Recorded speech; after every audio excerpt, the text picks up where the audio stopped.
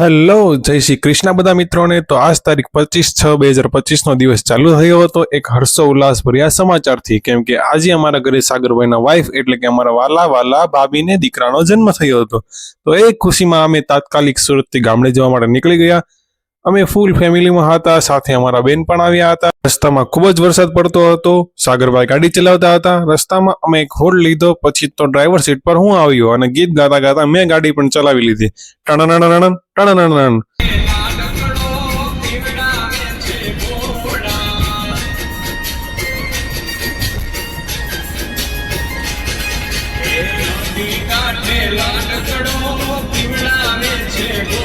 રાતે 11:30 વાગે અમે બગસરા હોસ્પિટલે પહોંચી ગયા। બધા નાનકડા બાવને જોવાની ખુશીમાં ખૂબ જ ઉતાવળા પગે દાદર ચડવા લાગ્યા। પછી તો નાના બાવલાને એના ફઈ રમાડવા લાગ્યા। બધાના મોઢા ઉપર બહુ જ ખુશી હતી। પછી મેં પણ મારા લાડકવાયા ભત્રીજાને રમાડી લીધું।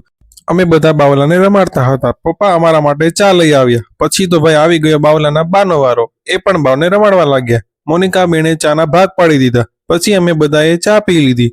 અમે બધાએ બાવને રમાડી લીધું। હવે આવ્યો બાવના પપ્પાનો વારો। બાવના પપ્પાની ખુશીનો તો કોઈ પાર જ નહોતું। કેવું ફીલ થાય છે? સારું ફીલ થાય છે। સારું ફીલ થાય છે। તમને બેબીને બંનેને સારું છે? હા, બંનેને સારું છે। એવું છે? આ તમારો મિની પરિવાર છે? અમારો મિની પરિવાર છે। ઓહો। પછી રાત્રે 2 વાગે અમે બધા ભાભીના ઘરે સુવા માટે ચાલ્યા ગયા।